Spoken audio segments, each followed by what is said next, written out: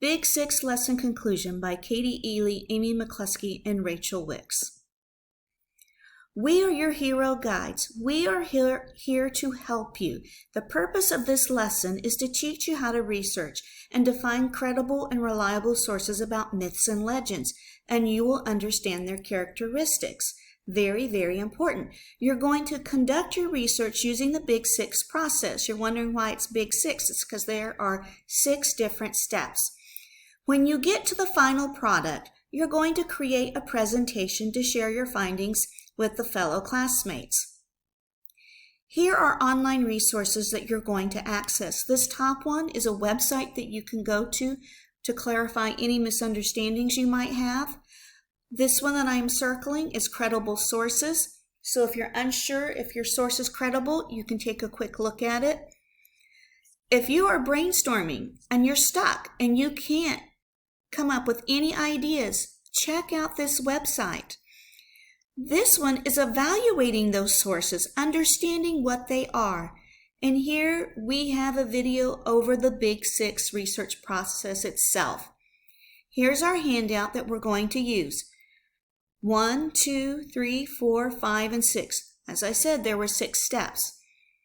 This is another one that we're going to use. I'm not going to cover it as much because we are about to discuss it. Are you ready? So we're going to these databases, and as you see, it has many things. It has biography, elementary, literature. Let's click on the Gale literature because first thing we need to do is to identify the information needed. So as this is coming up, it's taking a minute to load. Here is the literature, the Gale literature. So we're going to type in myths.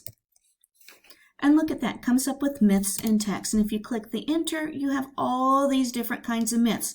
Not really what you need. But if we type in myths and Greek gods, it comes up with more. So the word and, it's going to include myths and Greek gods. But if you type in the word or, it's going to be everything in between it. It won't exactly be the Greek gods that you need. So as you're looking for that information, identifying it, you're using your strategies, you're seeking it out to find the best source for you. Well, this is not the best source for us at this time, so let's go to a different one. We're going to go to the elementary. I'm clicking open. I'm using my source. It's going to take a minute to log in. There we go. We have topics, books, news, pictures, videos, and magazines. I am going to go back to topics. Here are all the different topics. I think literature might be our best bet, so we're going to go to literature. Take a look at it. Oh, genres might be it. And there we go, Greek mythology. So we have located our information in the source that we want. Now we need to type in, I wonder, characteristics. And it talks about plant characteristics. So that's probably not what you need. That is not the best source for us. So I'm going to back it up and go Greek gods. And did you see that it said Greek gods and goddesses? So we have all of this. We have books, we've got magazines, pictures, subjects. Now, when you're locating it, you're finding the information within the source. So if we click on this one, it says Zeus was the leader of the Greek gods. And we're looking at the words to know because that's important that we know these words to help us find our source and to understand our source. Now look up here. When you're using words and you're copying exactly what the writer says, you need to cite it. And you can use whichever one that your teacher wants you to use. You can also have it sent to you, get the link if needed as well. So when you're reading, you need to decide, is this relevant? Is this information relevant? What would be best for you? Then we're putting it all together and then we will evaluate it. And that's the last step. So let's look at this one. Big Six, step 1. I already showed you how to define it. What are you researching? Get that basic information. Put it in your own words. Big step number 2.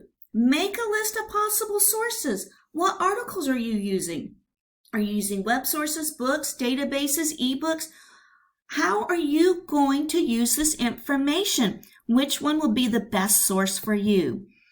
Location, location, location. Did you locate it through the library catalog? Are you using the e-sources?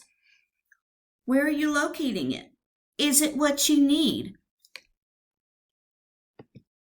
Now, the use of information. When we talked about keywords, I did not talk about pictures, but if you notice, it had pictures. Pictures are worth 1,000 words. You have to take notes. You need to summarize, paraphrase it.